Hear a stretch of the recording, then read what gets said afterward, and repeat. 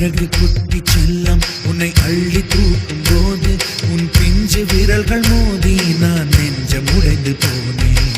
ஆளை கடத்தி போகும் உன் கண்ண குழியின் சிரிப்பில் விரும்பி மாட்டிக்கொண்டேன்.